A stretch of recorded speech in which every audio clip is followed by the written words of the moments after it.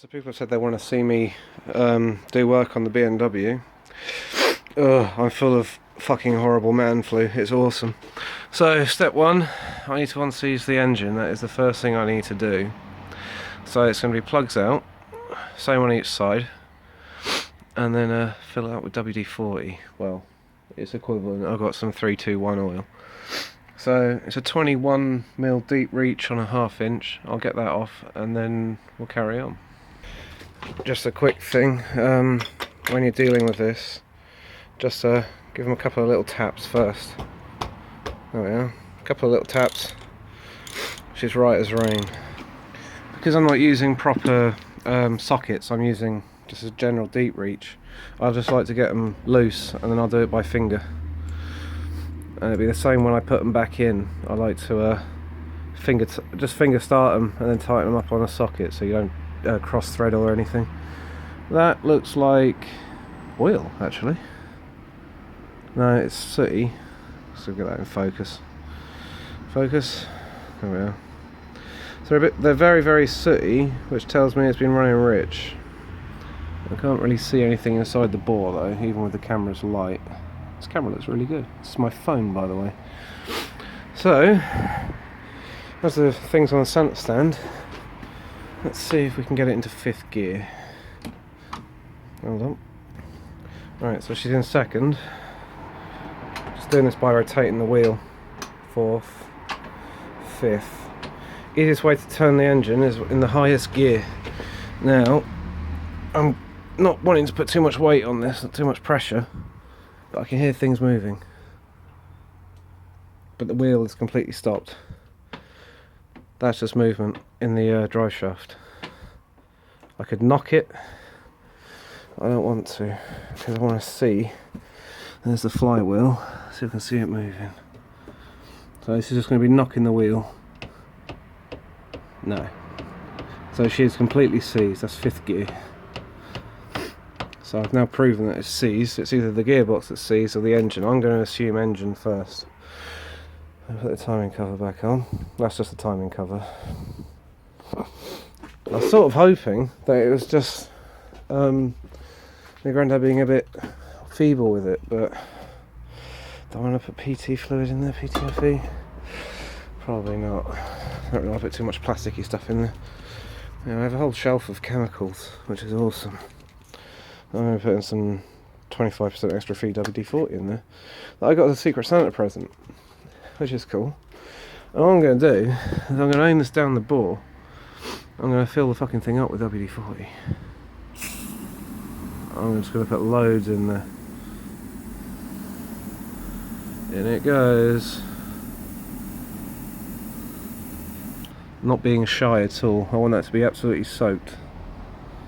I really can't see enough in there, unfortunately. I need to get a proper little inspection light thing. But same on this side. Spark plug is exactly the same as well, very cokey, which tells me it's been running a bit rich. It is a bike from the 80s though, so you sort of expect it. There it goes. Shame I haven't got a straw for this really. In fact, let's see what else I've got. I'm not a very brown loyal guy, so I'm going to try some double T. I don't know where I got this from, it's £3. It's got a straw on it.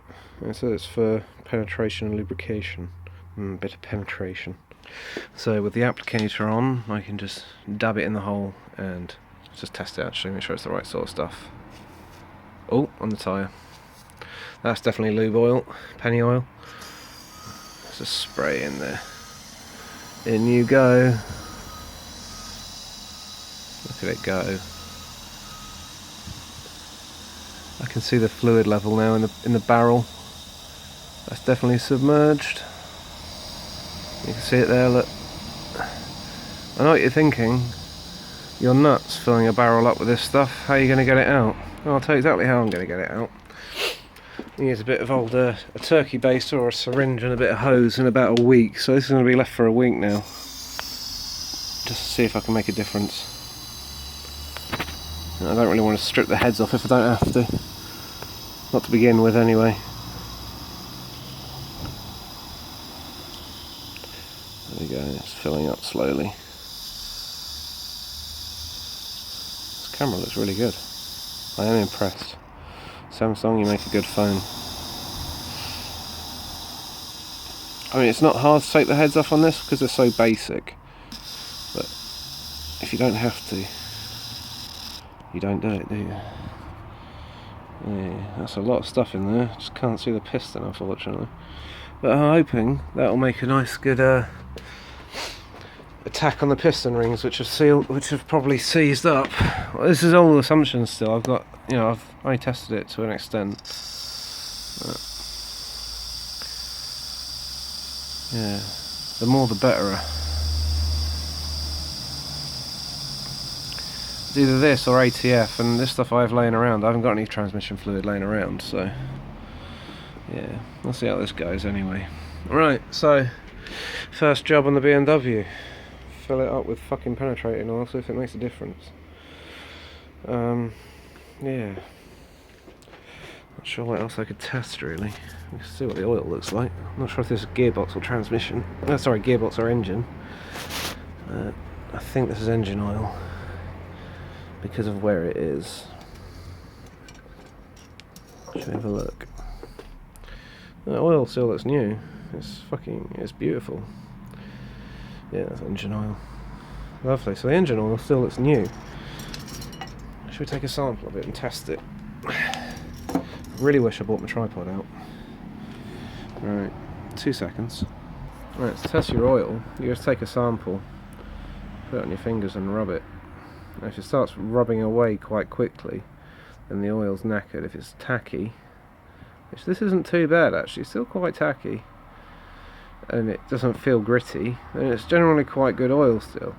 I mean, I wouldn't run this bike on it because it's been in there for 20 years, but it smells like new bike oil, which is good. It's a good sign, which means it's being looked after, obviously. And I know it's been looked after, so all that crap's just come out from underneath the water channel. Right, how do you put these things back in? That's how. Right. Ow. Oh, O-ring. Don't disappear, O-ring. There's 2 channels in here. I'm not sure which one it goes in. That's fun. That O-ring feels like it's perished. That one? Definitely not that one. I'm using the camera's light at the moment to see what I can do. See what I'm actually doing. Right, there we are. That's in. Wow, that's a pain. That O-ring feels horrible, so that's going to be replaced. Just generic O-ring. I don't know where the transmission oil goes though. There's a drain point for it. It feels like it's between gears now. Yeah, it's definitely between gears. Oops. Or is it in neutral? I can't quite tell. That sounds like it's between gears. I don't know. I'll have a go with that in a minute anyway.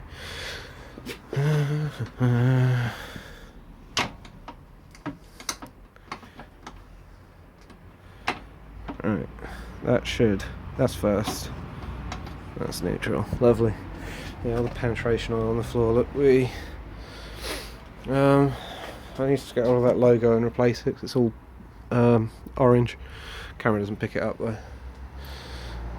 Yeah, so apparently, I also read in the manual, because I found the manual for it, to unlock this, you turn it, so it's unlocked, and you turn it left, and it should just come off, but can I buggery get it off? If I turn it left that way now, it just spins. If I turn it the other way, which I assume is unlock, it just catches. So the key out and put it out of the way so it doesn't get damaged. Yeah, it just sort of gets stuck. If I turn it that way, it ratchets. So, I don't know. I ain't got a clue. Yeah, so if you know how to get the fuel caps off, just send me a message, would you? Because I ain't got a clue. I also want to drain the fuel that's in there, because there's still fuel in there. I want to get it out. Right, so that's it. Job 1, done. I'll see if I put it in gear now. It's only been soaking for 5 minutes. It's not going to make any difference. It wouldn't have penetrated shit yet, but we can test. I'll just leave it in second for now. So I'm knocking the engine, as you can hear, and the timing thing. That's a timing mark down there. Ain't moving, but the gearbox is moving. which is a good start. Yeah, ain't doing nothing yet. Neutral, neutral, lovely. So we'll leave that for a while, and we'll come back to it, and I'll get you updated once I've actually got the pistons unseized. So reduce water ingress, because this garage is very damp. I'm going to put the spark plugs back in, which I just start by hand, feeling the threads, make sure they actually go in.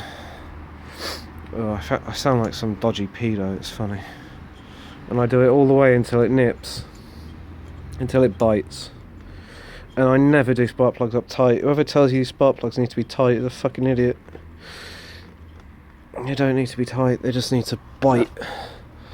So that's in, and look where I'm holding it. That's too difficult to turn now, that's tight enough. Easy as that. Same on the other side.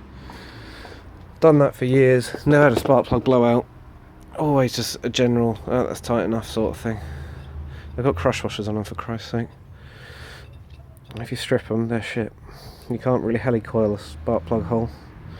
These NGKs? No, these are Bosch's Super 4s. These are probably getting swapped out for NGKs, because it's what I prefer. Right, that's all the way in. And again, just holding it at the top. Gentle, hard twist. Done. Alright, cool.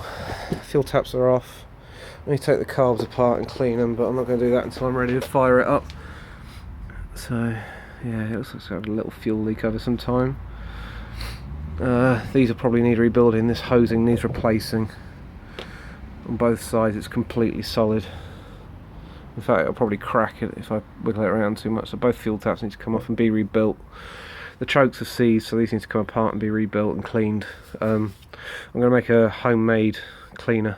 I'm just going to get a bowl and fill it up with diesel.